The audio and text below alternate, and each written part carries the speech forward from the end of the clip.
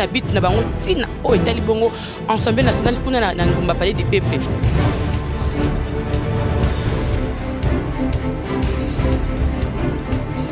Niams Télévision, abonnez-vous. Niams Télévision, massivement. Niams Télévision. Et surtout, n'oubliez pas d'appuyer sur la cloche pour ne pas rater toutes nos informations. Messieurs fidèles de cette chaîne des informations Niams Officiel Télévision, bonjour, bonsoir chez vous. Bienvenue dans votre émission Actualité Plus avec votre humble servante Marlène Malela. Nina Lobarka qui vous s'abonner massivement dans cette chaîne qui est Niams Officiel Télévision. Vous ne serez pas déçus, il y a des informations qui toquent. Oh, Marlène Malela, à chaque fois, il y a une manifestation, elle a toujours notre terrain. Pourquoi? Pour vous informer sur tout le plan de Tolobara dans la chaîne Niams Officiel Télévision. Alors aujourd'hui, nous sommes là, vers 10e rue Nafief, il y a UDPS, le parti cher du chef de l'État, pour assister à la manifestation, il y a commémoration, il y a mort surtout UDPS et perdra pendant le mandat de Bango. L'herbe qui est dans l'opposition et puis l'herbe a commis na pouvoir. Alors, ça déjà 38 ans de pouvoir et 38 ans déjà depuis l'apparition à UDPS. Mais ça honorer la mémoire, il y a des gens qui vraiment. Vous voyez que UDPS est qui parti qui côté les mélas. Ma camion surtout qui est à la contre, il y a un peuple congolais. C'est-à-dire que les gens qui déstabiliser la démocratie, à la contre, il y a des désir, surtout le peuple congolais, qui ont revendiqué le droit.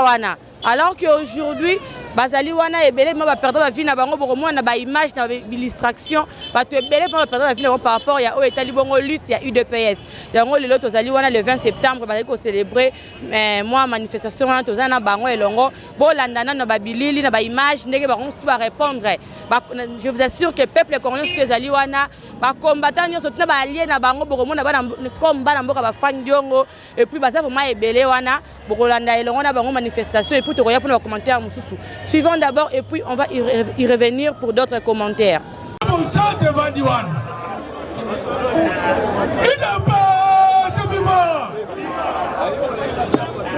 Voilà, donc si Maloba. Combattant jusqu'à la mort. Je serai combattant jusqu'à la mort.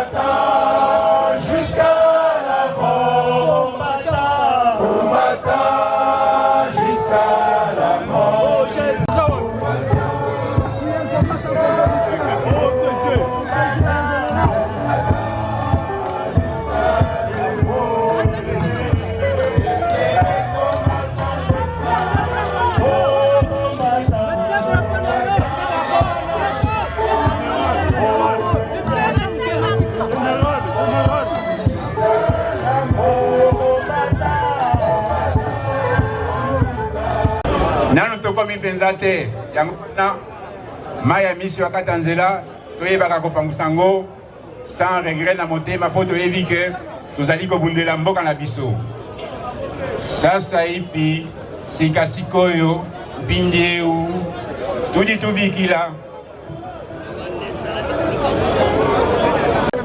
oyo batika na kati ya UDPS batu bazala na respect quand ils veulent parler de l'UDPS. Ça ne sert à rien, Yakoloba. UDPS est parti à la milice, na ya ba terroriste. Botala ba orphelin wana, batikali ba orphelin, ezate ke ba lukaki bazala ba orphelin. Ezate ke ba sengaki bazala ba veuve. Kaka po to bandaye ko senga tokene na maponomi.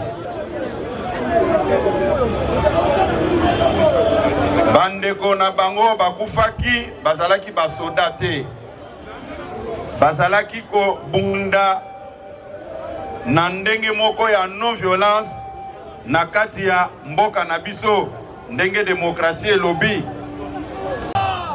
UDPS vivant. Viva, viva, viva, Tshisekedi, héros national, père de la démocratie, à la République démocratique du Congo, Félix, chef de l'État,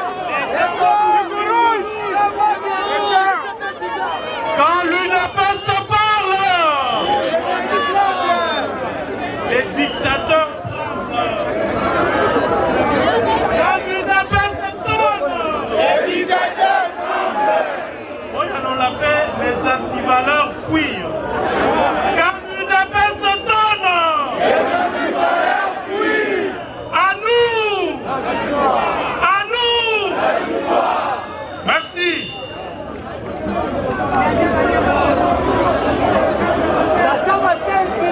Du parti, distingués membres des comités directeurs des ligues des femmes et de jeunes, honorables députés nationaux et provinciaux, monsieur le président des comités fédéraux, mesdames et messieurs les responsables des commissions permanentes du parti, chers membres des familles des illustres disparus, combattantes et combattants, distingués invités à vos titres et qualités respectifs.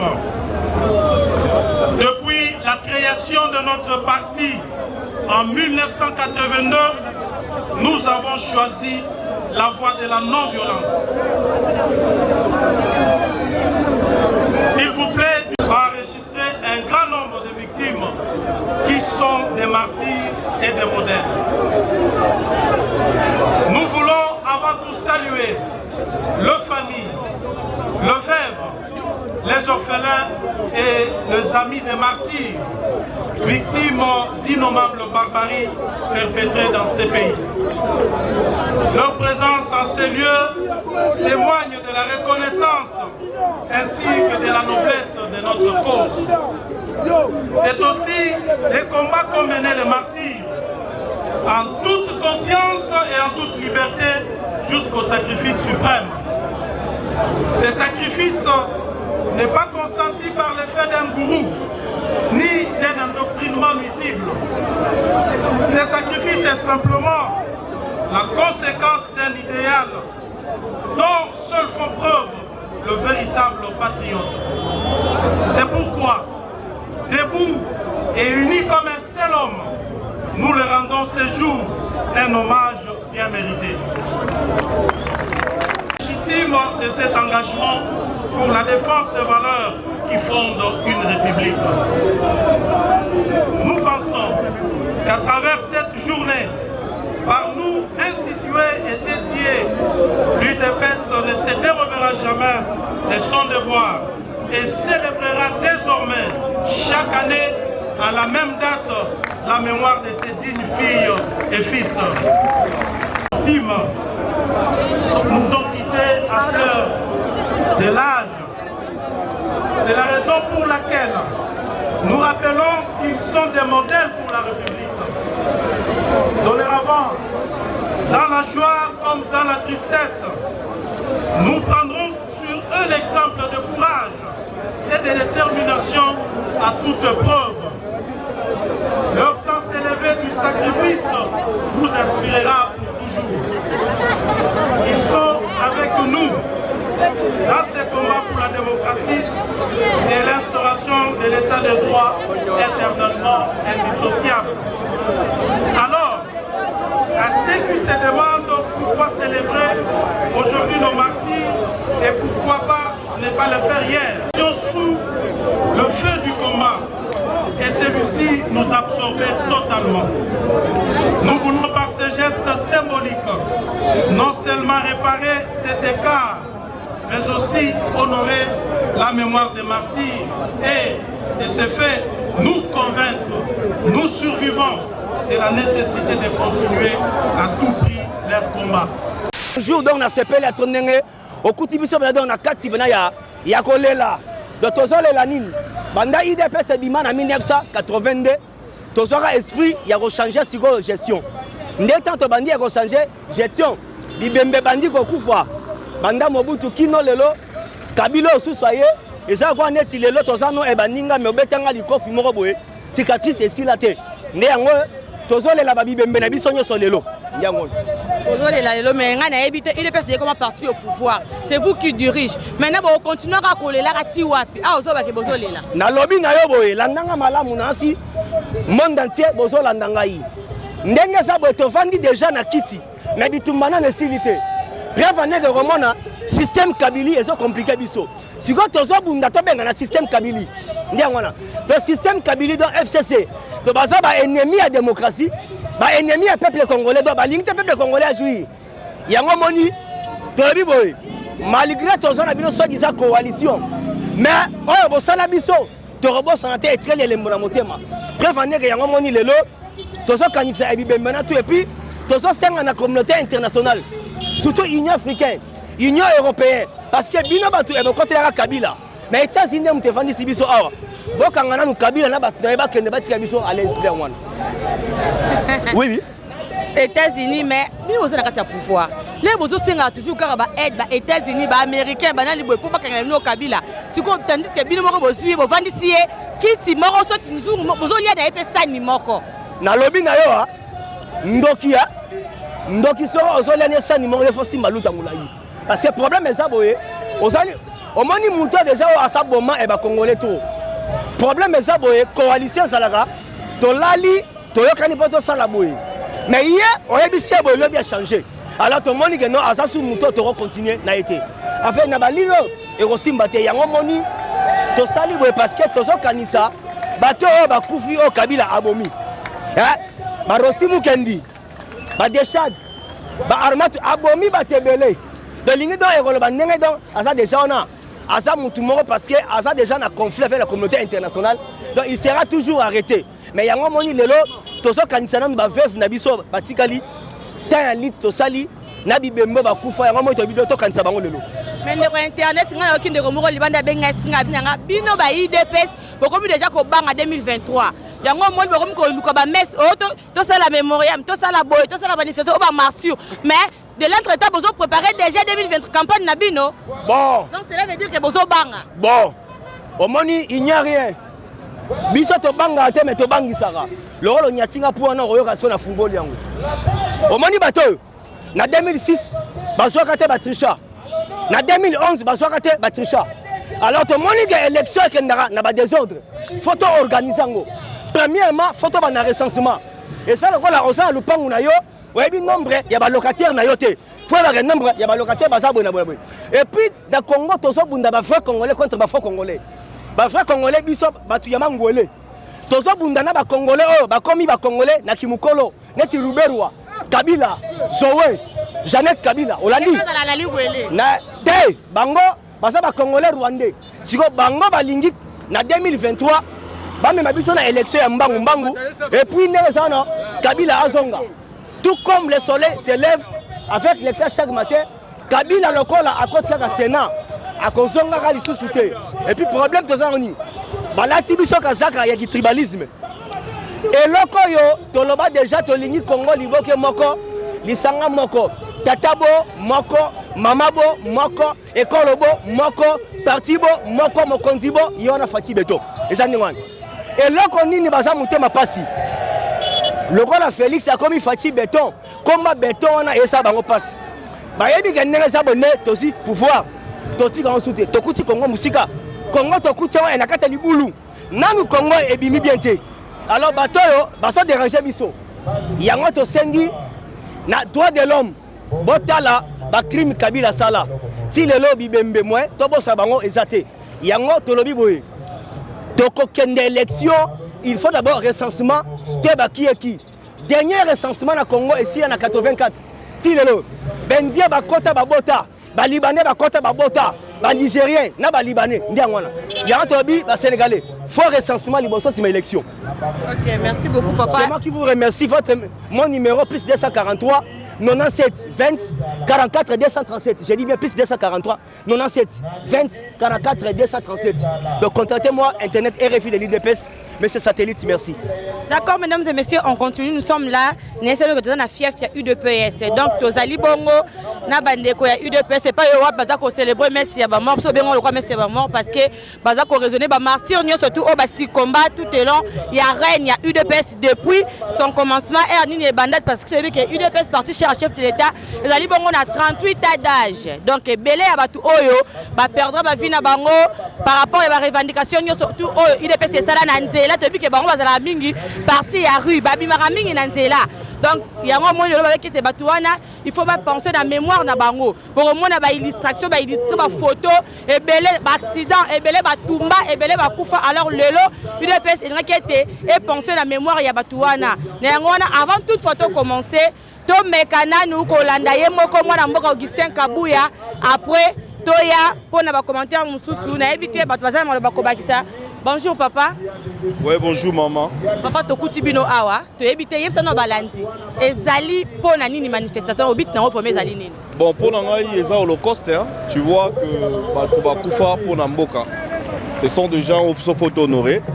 Moi je suis de la diaspora, je suis un combattant de la liberté dans la Cape Town. Et quand nos alliés, nos partenaires, Tobouné Nabango, c'est quelque chose à louer.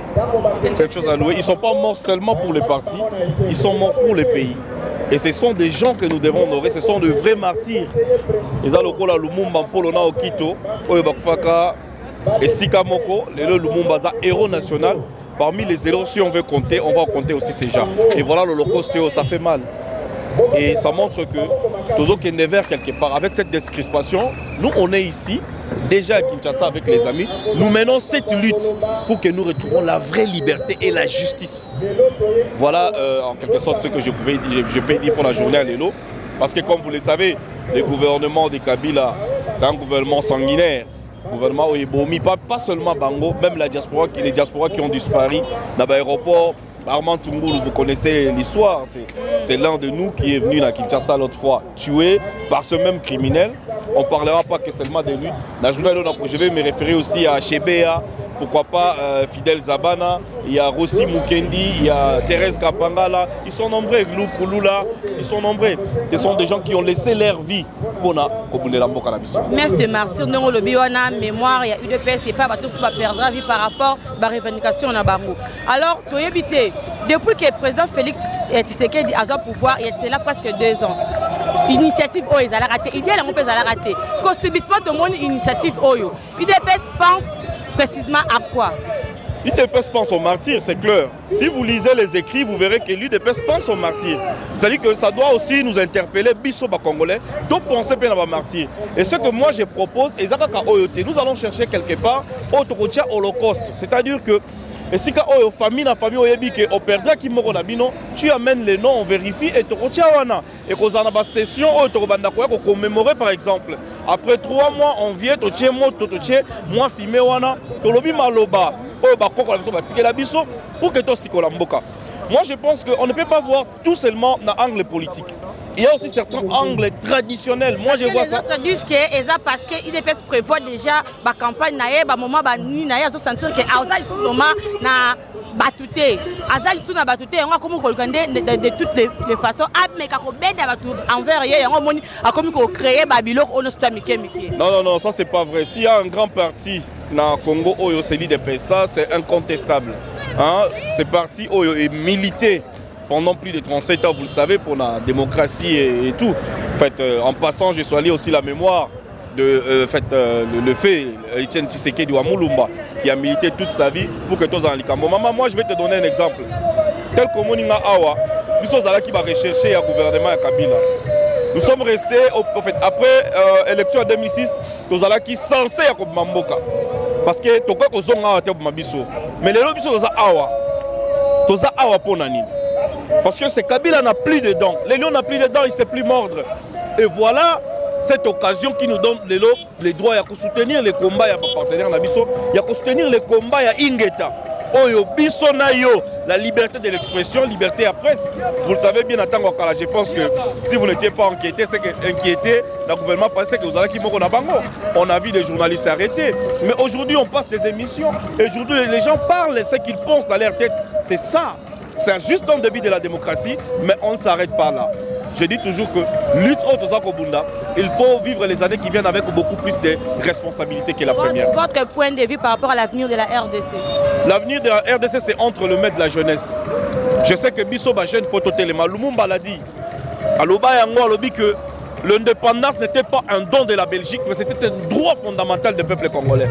Et moi, j'ai toujours dit la liberté du peuple congolais ne sera pas un don. Kabila ne va jamais nous donner cette démocratie comme étant un don. Il doit mourir et on va l'enterrer chez lui au Rwanda. Voilà ce qu'on va faire. Je demande au peuple congolais de s'élever comme un seul homme. Il n'y a pas une armée plus forte que sa population. Je n'ai pas vu en Tunisie, je n'ai pas vu au Burkina Faso. C'est juste un début de commencement. Les jours où il sifflait Kobeta, je pense que les Loubewa, ils vont plier bagage. Parce que Bissot, Koti, Naratiasen, et on est là.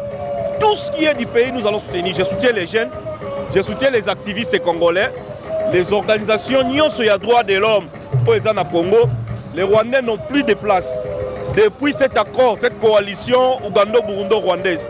Et vous allez vous rappeler que la nation congolaise a encaissé une perte énorme en vie humaine, dont les femmes violées, les hommes même violés. Il y a des gens qui ont été enterrés même vivants. Vous voyez ce qui se passe à l'Est. C'est juste du sabotage. C'est pourquoi je demande aux Congolais, Tosini, Tozalabatu, Moko, et Longo, la jeunesse, je compte sur la jeunesse. Parce que la jeunesse, c'est l'espoir de demain. Et nous allons mettre hors d'état de nuit tous ces infiltrés Bakota dans l'armée, tous ces infiltrés Bakota dans la police, tous ces infiltrés dans la politique. Soit ils vont se conformer à la loi, soit ils vont retourner siéger. Voilà ce que nous voulons de nos voisins. La politique des les bonnes relations voisinage. Quand vous ne respectez pas le Congo, on ne peut pas accepter que la Zambie nous attaque. Au même moment, l'Angola nous attaque, le Soudan nous attaque. On ne manque pas de jeunes qui vont intégrer l'armée. Mais nous attendons à ce que le temps opportun court. Voilà ce que je dirais. Je ne passerai pas sans saluer mes amis de la diaspora, le mouvement de la diaspora que moi je suis chairman, ça s'appelle Congolese Freedom Fighters. Si on continue avec les gens, tous ont l'impression, il y a vraiment but, il y a les lots que je papa. Ah, bonjour papa. Bonjour maman, bonjour. Papa, la manifestation d'aujourd'hui, le but c'est quoi au juste? Le but c'est pour commémorer les martyrs de la démocratie. Donc en mémoire de tous nos compatriotes qui ont milité et qui sont tombés dans le champ de bataille en vue de l'instauration de la véritable démocratie en RDC. Et la démocratie, c'est pour commémorer, c'est pour honorer tous ces têtes tombées. Maintenant, pourquoi l'IDPS a pensé seulement parce que le président Félix Tshisekedi a eu le pouvoir depuis, il y a cela 2 ans. Mais pourquoi il a pensé seulement de cette journée ici? Bon, en fait, il fallait... D'abord, le président de la République est le garant des institutions, de la nation et du plan général du développement du pays. Alors, il appartenait aux dirigeants, à la hiérarchie du parti, de bien planifier le lancement de ces choses, de cette cérémonie qui va être pérennisée depuis maintenant. Donc, on était dans la phase des préparatifs parce qu'on cherchait le contour et le contexte dans lequel organiser manifestation. Yangona lelo, tout ce temps, bané onengo lobi wana, parti banai kolobela yango.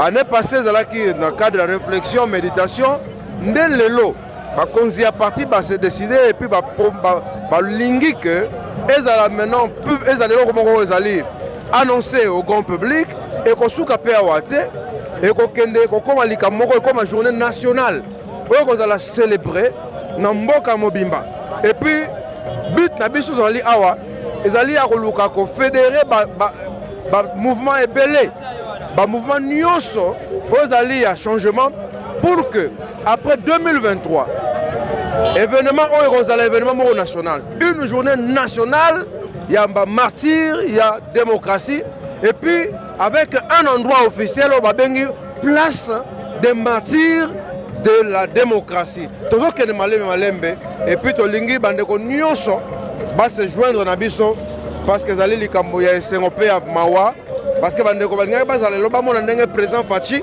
a eu pouvoir na cadre toujours instauration de la démocratie mais bango bazala ki ba oyo bapesi makila na bango mpona mokolo ya lelo esalema et puis mpona mbongo wana na mboka na biso.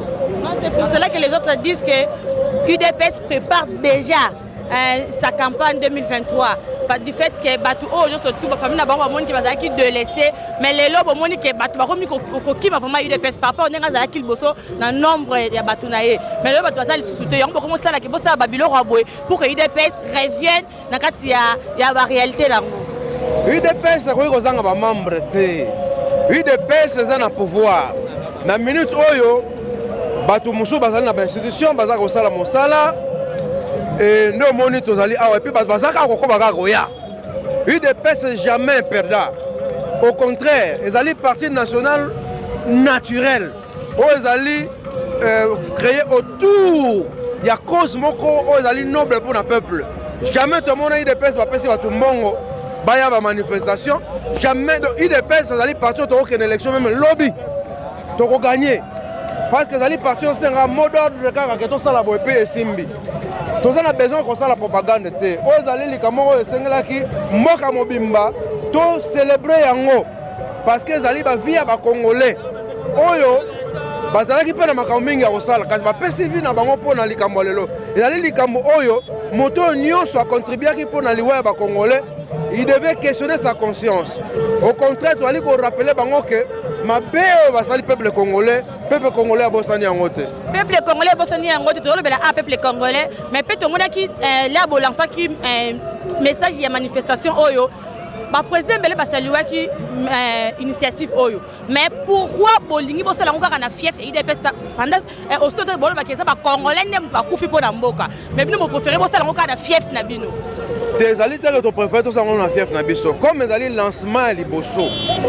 Na ndenge moko public et puis les alliés c'est comme les alliés naturel. Oh les alliés facile pour na ba kutana. Et puis ba kufa ki awa.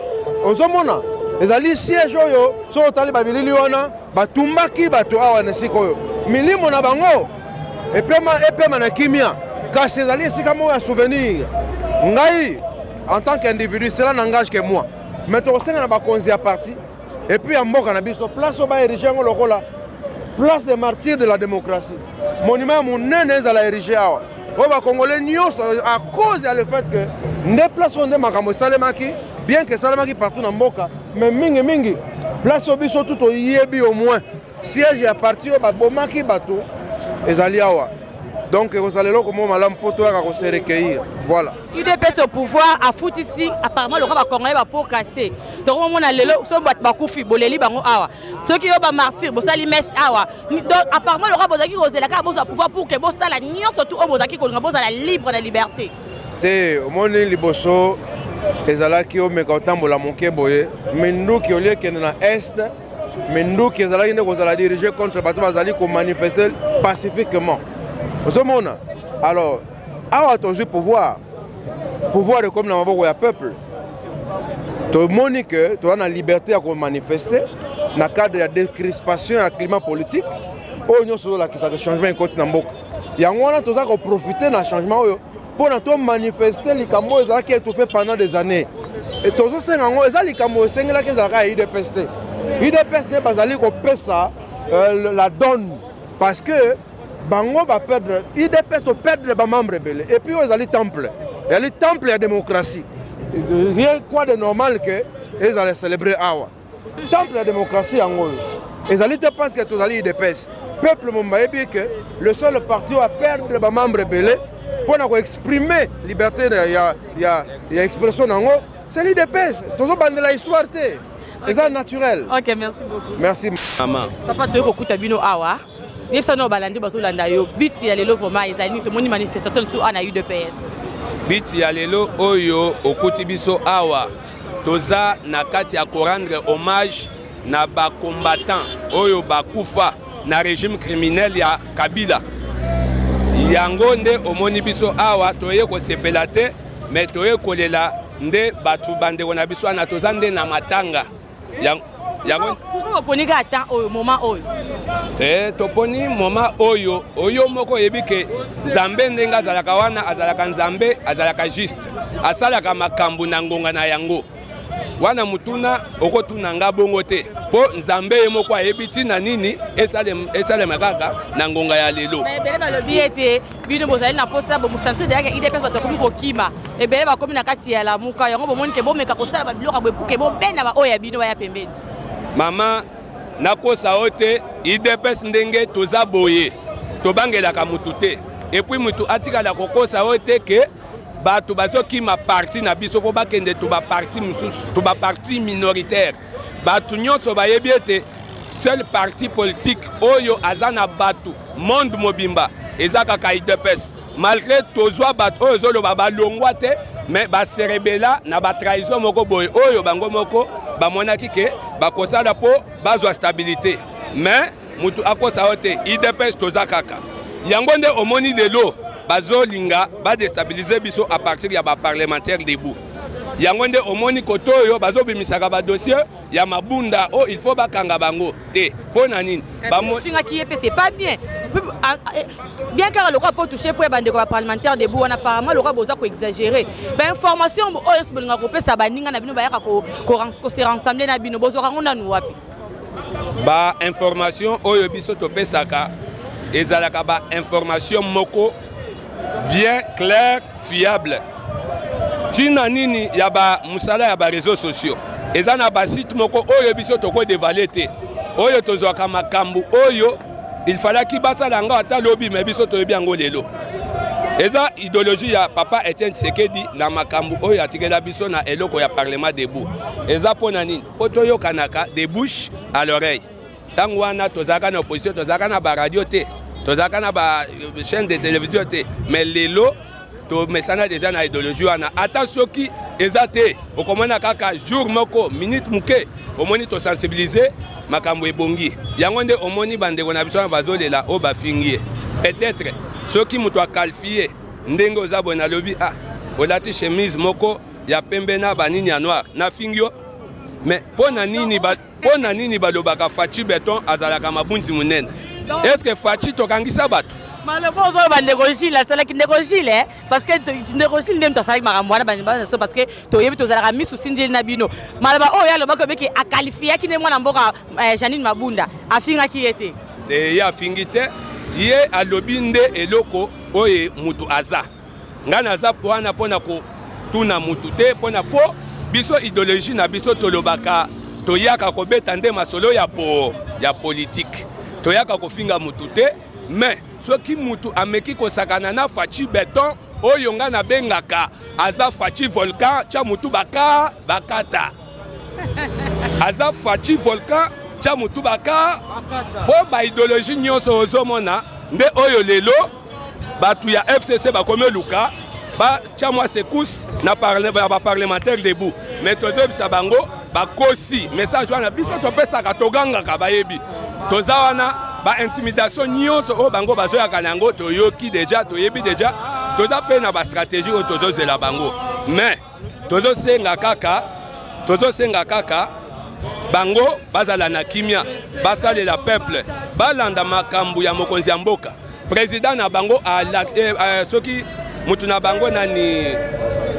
bango ya FCC oyo bango bazokumela Yemen na bango wana alaksi bango ete naza lisusu mokonzi te tala esika na ngai nakomi ovanda nde na kiti yango wana mokonzi aza mpe moko Fachi Volcan tia mutu baka. Bon, merci beaucoup je crois que journée à l'élo ezali journée moko très particulière parce que ezali mukolo oyo tozali commémorer premier anniversaire et surtout première commémoration, il y a journée des martyrs. Il y a un Dolobi, ensemble nous sommes forts, mais divisés nous sommes faibles. Sous le leadership de président Aïe Jean-Marc Kaboun et du leader secrétaire général Augustin Kabouya, le Lobomoni Bana Nyosu Aïe de Pes, Baye, pour commémorer journée Oyo, ezali très significative pour Nabiso.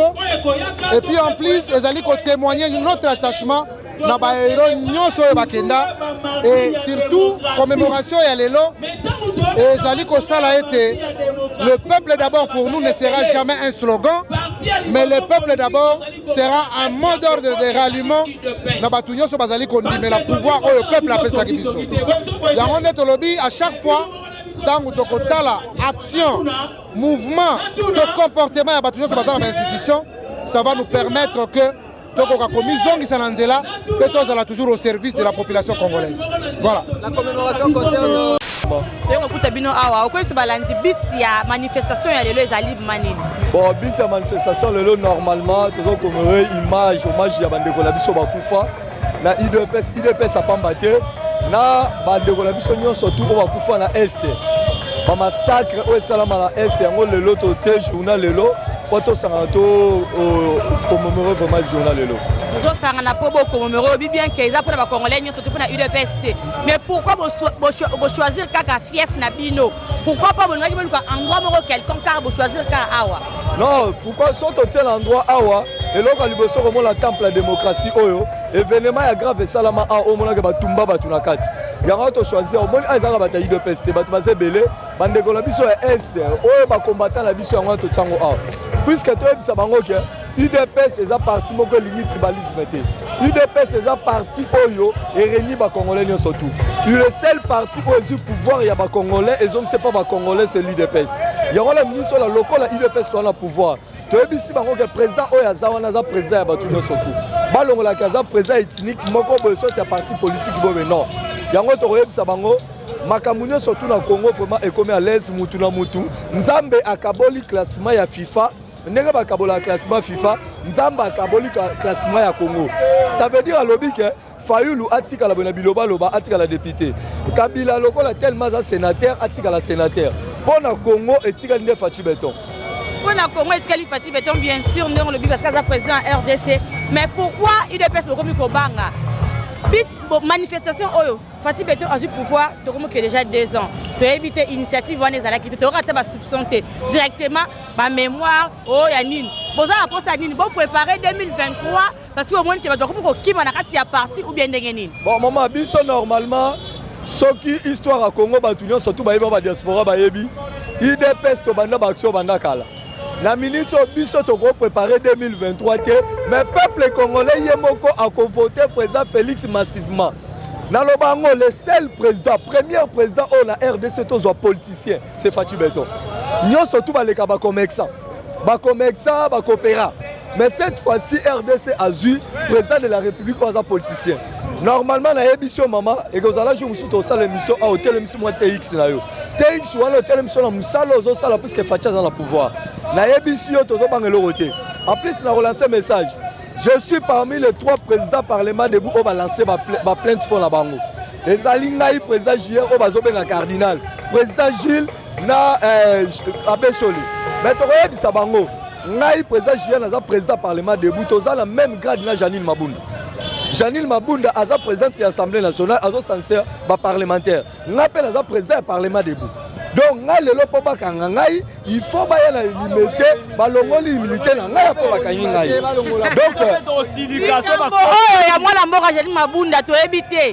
bino ba président parlementaire de ça tombe to kutani na bino moko ba les concerner journée ya lelo yebisa biso pourquoi bino ba président parlementaire debout boko mika raso bozo ba likamoteli politique bo finga bandeko ya FCC maman to fingite ngaye loko lilo ba interpeller nga est-ce que son lobby que Vesangoku akena Sénat alati veste na commodore au radio kula salaka clip na 1952 est-ce que na fingite na lobby que mon président Félix c'est un bourgeois. Soka Betty Weston Nassé, a Betty Veste Sava. Soki la lobby ka Kevin Sangoku a lati Commodore.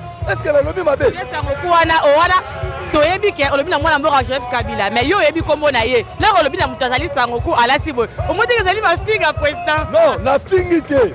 Na moni o eloko za. Donc ça veut dire pembeni na ye, il faut azana ba saper. Biso ce président Félix azala tina ba bière pembeni na été. Puisque notre président Félix était saper. Dédé c'était encore bourgeois. Aza Moutoyo, soka telemi bazo personnel lengero lembola eta makolo. Vous comprenez? Biso to na problème te, on to ebisi bomba à la l'aise. UDPS tozo préparer le comment roté. To koza na ba milice te le comment roté. UDPS to ebisi mo toza lelo la pouvoir lobby libérer la libéla. Tout monde a tenu na président parlementaire de Bino Bozaki Koloba bozo 5 sabat passe. Pourquoi? Parce que ba pesa bino accepté na ba etando iké. l'air moi na mboka je comme la na pouvoir siko lelo boko na accès RTNC bolobake comment ya bino comment ndaku na bino ba média oyo comme ebele pourquoi botiki initiative wana ya parlementaire de bouté pour continuer en okaka maman au moins net ngane na zabe moi je ne travaille pas mais la roye biso que parlement de buna comme son na comme 4 heures il faut là que le côté ya ezalé loko o papa tient tiseke datige la biso yebango histoire pays nyo surtout ezalaka na histoire nango soki toke na Afrique d'ici c'est ANC Nelson Mandela banda bazo pouvoir ti lelo vous comprenez baza na opposition baza na majorité soko yepe na IDPS ya biso soko raisonner ba série ve sangoko azaki na pouvoir vous comprenez que tozalaki na chaîne de télévision moko te mais soto lobby ville morte au mona ville mobimba ça veut dire biso ba président parlement de bumu salo tozo sala tokoyebisa ndeko Janine Mabunda naza collègue na yo ndeti président yo za président ya parlement nga za président parlement ye ba voter mais nga peuple a voter ngai nga base limité voter ngai le lolo na président parlement debout yo na lobby avant ba kanga faut ba longola milité na ngai après yo pendenge za sa musana yo oza mona mboka souci la biso za que muto a travailler na vision le peuple d'abord pas le ventre d'abord vous comprenez na minito ndeko na biso Martin Fayulu oyebi na minito le golo leka président Félix a eu pouvoir attendi maboka lobino boya to travailler abenga ki Fayulu ba travailler peut-être ngaka tsa Fayulu chef du quartier Kaluka ba série wana Fayulu aboyi siko na minute au président Félix a retiré wapi président obi ke bozo continuer kaka côté obi ke bazo lokisa na justice mais yo zo continuer kaka ko pesa bat maloba o ya kanjana ya passe po na ni mama eza o moli biloko biso do sala so de dénoncer ngote yeba pouvoir o ezaka ya IDPS teza pouvoir à peuple congolais il faut to concevoir pouvoir na lobengo clair même Moutou va comme chef de l'État, un leader, son côté l'aspect physique n'est là que ça. Vous comprenez? Aspect physique. D'ailleurs, il faut faire les Moutou qui m'a dit bambango awa. Si une de gauche même la Moïse va au salaire. Yongo to lobby aye ba ke poste ezati. Na minute o makamaka luka tozo nommer da Moutou so chef de quartier Kaluka. Ya ko sous poste mo côté. Mais poste le but que bon revoir crise au hier lancer qui habite beaucoup na crise. A lancer moi ni moko boye marche à sous mbolanda. Pourquoi bozo boye? Na biso crise o fa lo bezani. Sorti sopele crise Fayulu azoloba nanda kuna crise ko tata ko palo société atika ko loba ke fa loba ke crise nanda kuna ko tika crise institutionnelle non na biso moni IDPS président Félix Nengazawana aza le seul président oyo akoki ko beta ta 5 ans libanda ba otiko beta coup d'état na mboka o puisque yebi ke base ezali en plus problème y élection maman soki to loba ke élection eza lelo te na lobby te za mabe na biso te. N'est-ce pas qu'on place voilà. Est-ce que tant Bakabola qui 26 provinces, bango, le seul pays dans le monde entier où on a la carte d'identité, c'est la République démocratique du Congo. Yango tolobi avant to kende na élection, il faut tous les canons en recensement. Tala le loti na classe nous avons 80 millions d'habitants. Mais pas na babota mama kabebele bazali. Tozo ke na recensement. Biso batotine ba Bakabola 26 provinces. Recensement tozo sala. Tant bazo que la province moko 2 ans. Au beti 2 ans fois 26 provinces non élection en 2054. Pourquoi les UDPS et Kangami et Zodi Midie Melisana Kambo ont établi recensement à éviter l'élection en 2023? UDPS au Bangani. UDPS a go bang et logo te peto zo bangisa. Le seul parti au Kabila Banda ko bang attend aux na pouvoir c'est l'UDPS. Le seul parti a eu pouvoir à Congolais donc c'est pas Congolais c'est l'UDPS. Comment fait-il beaucoup qui kokende une élection au boyebi ba nombre d'habitants te la mboka la vie. Ya ka bonne élection wana ya onde celle que moi mboka c'est que akoma le président. Le bokom koniye ngo pona ni. Maman na lobango soki Bible pekisa ko adorer mutute. Menga na adoraka Papa Tchène Tshisekedi wa Mulombo. Puisque bloko Papa Tchène Tshisekedi loba jour IDPS a aux pouvoir à organiser l'élection moko ya solo. IDPS a aux pouvoir na yebiso ki attend opposé aux alaté. Na ministre de l'opposition Koufi. Opposition Koufi to mo. Ah? Na biso le romoro. Yoka sikoyo na yebiso place pouvoir à président. Yoka la yebisa yo. Place pouvoir à président Félix Euti. Soko yebaka muta pesa komba la muka na se Fachi Beton, c'est président Félix. Quand vous toquez l'élection ba tuba lo bo ba pesa ki ye puisque président Félix a pesa en 2023. Non. Tant vous ba sangani ba ke ba sali regroupement la bango FCC. Bino bo yebaka FCC na laksarani. Bango moko ba pona déjà président Félix comme candidat commun. FCC et l'axi Félix candidat commun. Boye bango te. Et ça bisote. F1 l'axi Félix, c'est un candidat, c'est Moussous commun. Donc Félix candidat commun. Bango moko ba sangan ba lobi ke à partir de lelo candidat commun la biso ça Félix. Si comme Mouto bo pona ki candidat commun, lelo bi chef de l'état. Ma bene eza wapi. yango wana lobby au moins ba plainte batel biso wana elle a problème té na rappeler sous Jani Mabunda oza donc dans le bandit oza ndeko na ngai disons ndeko ndeto travailler na oza même fonction yo zo vandi ça ba parlement assis na naza président ba parlement debout donc biso to roya to telemi to zotala to e biso ke to za na bolingo IDPS to lobela mutu te pusu na biso to za na bolingo nde to za ba moko to tonga mboka na minito Kabila Monique veut ba divergence ça on a tina mon côté amono il faut na zonga na Sénat na kende na travailler azongi na bani musala mabeza wapi makambo lelo à partir lelo abupia makambo bayoka na Congo nous avons deux présidents esili toyebi ke na Congo tozana président moko Félix Kabila sénateur à vie Madidi député national c'est tout. Président, tu as calamité, mais moi, question, je la Congolais, quand vous êtes tribalisme. Vous avez le tribalisme, mais bien, tout le monde est bon, moi, je suis Québec, à Zongi, à Saïle, le tribalisme, parce que à Tali Moulouba, à moins que nous Karamana, Batabandu, Tkada Karamana, de Konanga Luba, et on moni à comme Kokende, à Kendara, Kofi, à moi, Nani, Martin Fayou, le Puna, Adolphe Mouzito. Maman Langai, pour Nani, na Congo, tu as vérité, tu as vu le tribalisme. Mike Mukeba il n'a qu'à prison. Moïse Katumba tini $1000. Ve mafa akati 800 roupies c'est 200. Si on sait que le robot te lobby, est-ce que tu finis? Tu finis? En plus il faut qu'il y ait un problème de tribalisme. Tous on en sima. Botang la biso na cabinet ya Kabila. Soke ko lomso ezalaki. Mais la minute on a bisayo. Na pouvoir à président Félix Sotali parmi les 4 directeurs de cabinet et adjoints. Attaque à Sayem ko la katsazaki. Natindo kene ko vérifier. Oye la IDPS ngamo mutu na yebisa bino na lobela bino naza président parlement de naza kasete naza la bandundu naza 100% muta bandundu et tant que naza congolais na landi voya raison vous comprenez na yebiso na minute na yebisa yo opposition na Congo ezate toza na posta ya opposition pour travailler vraiment bien fayu la kimi opposition nani akimi siko to kokende wapi tribalisme na yebisa yo kabange numbi vanda place au vandi zonga na nzela IDPS ma tribalisme to bien ngoti na IDPS ma tendance nyonso to ezali si tango moni bazo tribalisme yo to isi mambo za calme biso neto za boye to za wana pona bino pe pona koyebisa bino ke IDPS to za lelo lobby libela na pouvoir vous allez le lobby libéral na pouvoir président est-ce que vous peut biso avenir bino hotel marawana vous peut ça ba information pas peuple congolais ba bino ba président et ba parlementaire debout est-ce que comme ça ba landi bazo landa yo lelo ba diaspora et puis ba congolais